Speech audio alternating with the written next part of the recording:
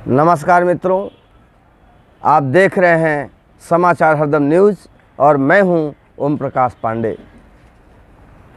मित्रों, आज पूरे देश में राम नाम की धूम है। पूरे देश ही नहीं, पूरी दुनिया में लोग राममय हो चुके हैं।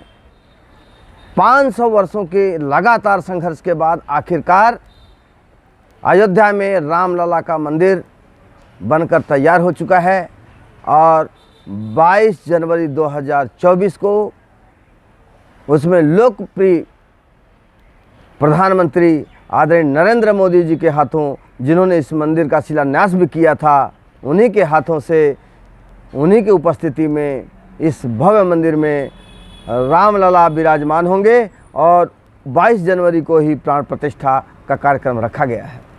और इस कार्यक्रम से देश दुनिया से बहुत सारे लोगों को बुलाया जा रहा है, आमंत्रित किया जा रहा है और बहुत सारे लोग जो सौभाग्यशाली होंगे जो इस प्राण प्रतिष्ठा कार्यक्रम में चले जाएं। लेकिन कहते हैं कि बहुत सारे लोग जिनको दुर्भाग्य की साया जिनके ऊपर है, वे बुलाने के बाद भी शायद ना पहुंच पाएं।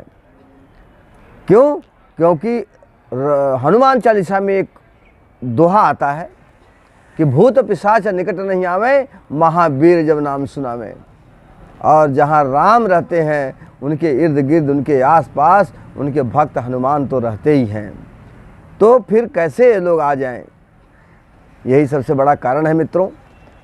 तो बहुत सारे अपने देश के ही जो विपक्षी दल के नेता हैं, उन्हें जब आमंत्रित किया गया तो उन्होंने कोई न कोई बहाना करके, किसी न किसी तरह से उपाय लगाकर इन्होंने कन्नी काट ली और इस कार्यक्रम में, जो प्राण प्रतिष्ठा का कार्यक्रम है, उसमें न जाने का बहाना ढूंढ लिया।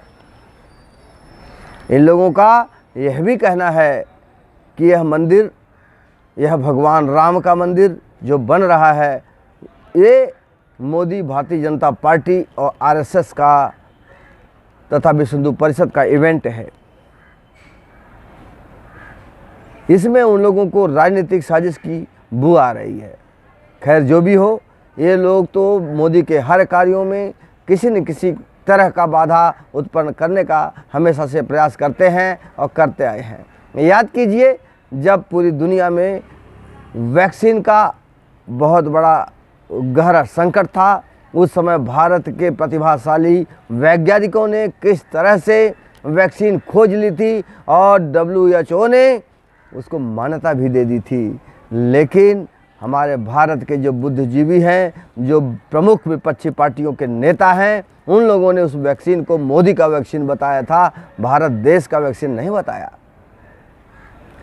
और याद करिए, समाजवादी पार्टी के सर्वे सर्वा उसके नेता अखिलेश बाबू ने क्या कहा था? उन्होंने कहा था कि यह वैक्सीन मैं नहीं लगवाऊंगा क्योंकि यह वैक्सीन मोदी की वैक्सीन है। खैर, इन्होंने चोरी चुपके से वो वैक्सीन लगवा भी ली थी।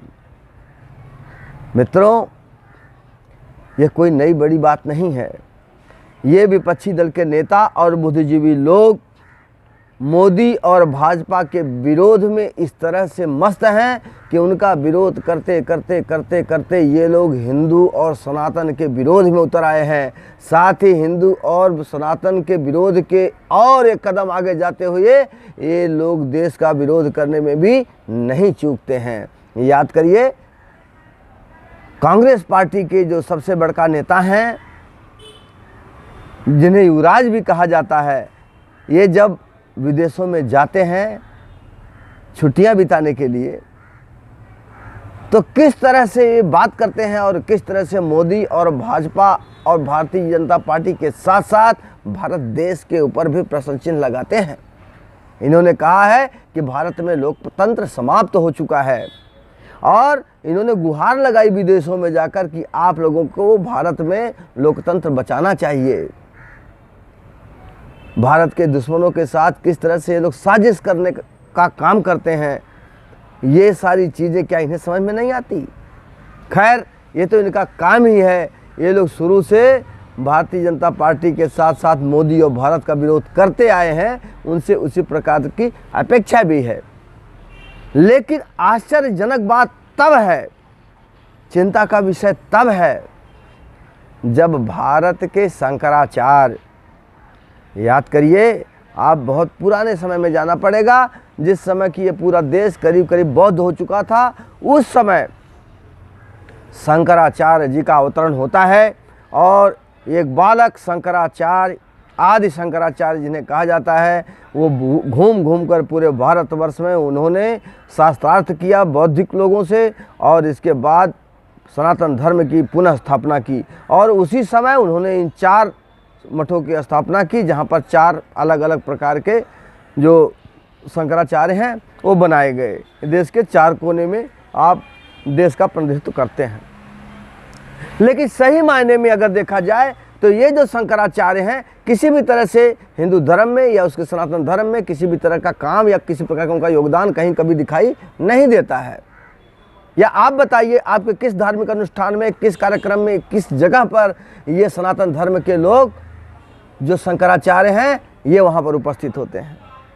खैर, इनकी कोई बहुत बड़ी भूमिका नहीं है, लेकिन आश्चर्यजनक बात है जब इन लोगों को बुलाया गया, न्योता दिया गया, निमंत्रण दिया गया इस प्राण प्रतिष्ठा कार्यक्रम में, तो इन लोगों ने वहाँ पर आने से इनकार कर दिया।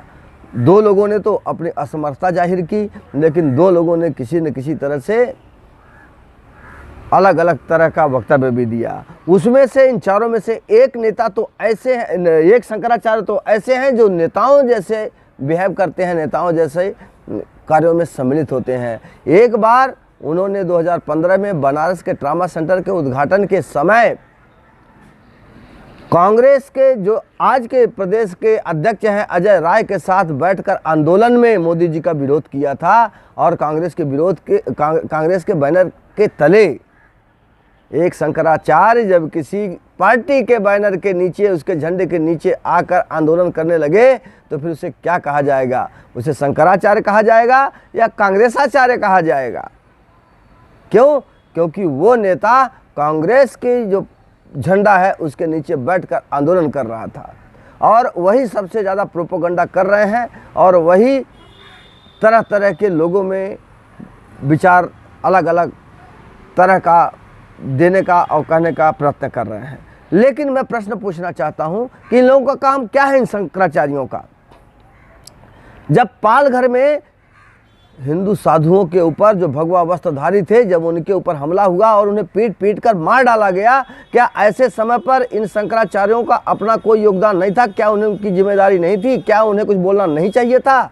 लेकिन याद कीजिए, इन 4 शंकराचार्यों में से किसी एक ने भी क्या किसी प्रकार का इस कृत्य के विरुद्ध में कोई भर्त्सना की थी? कोई दुख प्रकट किया था? अभी हाल में ही वेस्ट बंगाल के पुरुलिया में गंगा सागर की यात्रा पर जा रहे भगवाधारी हिंदू साधुओं के ऊपर स्थानीय कुछ विशेष वर्ग के लोगों ने, विशेष समुदाय के लोगों ने उनके ऊपर हमला कर दिया और उन्हें नंगा करके पीटा। शुक्र है भगवान की बहुत बड़ी उस समय कृपा रही उन लोगों के ऊपर जो उनकी जान बच गई, नहीं तो फिर से एक बार पालघर दोहरा दिया जाता। लेकिन उसके विरुद्ध भी इन शंकराचार्यों ने एक शब्द नहीं कहा, तो फिर इनका योगदान क्या बनता है इस देश में और इस धर्म के लिए? बाकी अन्य धर्मों के पादरी हैं, मौलाना हैं और अन्य तरह के जो लोग हैं, उनका क्या योगदान होता है और इनका क्या योगदान है? ये लोग हमेशा अपनी कुर्सी के लिए ही लड़ते झगड़ते रहते हैं। तो ये बहुत बड़े दुर्भाग्य का विषय है कि ये जो शंकराचार्य, जिन्हें अगर नहीं जाना था मत जाते, आपकी मर्जी, आप अपने व्यस्तता का किसी न किसी तरह से कोई न कोई बहाना बना लेते, जैसे कि अन्य विपक्षी पार्टियों ने किसी न किसी तरह का उन्होंने बहाना बनाया, आप भी बना लेते। लेकिन आपने बहाना न बनाकर प्रश्न चिन्ह जो लगाना शुरू कर दिया है, आप लोग खुद ही प्रश्न चिन्ह बन चुके हैं। आज शंकराचार्य आने वाले दिनों में हिंदू जो धर्मावलंबी हैं उनकी नज़रों से गिरते जा रहे हैं, क्योंकि ये वैसे भी उनके किसी काम आते नहीं थे और आज विरोध में, राम मंदिर के विरोध में अपने वक्तव्य देकर ये अपनी विश्वसनीयता खो रहे हैं। तो मित्रों, आप लोगों को क्या लगता है? आप अपने विचार हमें कमेंट के माध्यम से ज़रूर भेजें। वीडियो को लाइक करें, शेयर करें और चैनल को सब्सक्राइब ज़रूर करें। साथ ही अपने आसपास की घटनाओं से हमें सूचित करें तथा किसी भी प्रकार की मीडिया कवरेज के लिए हमसे संपर्क करें। धन्यवाद। भारत माता की जय। वंदे मातरम। जय श्री राम।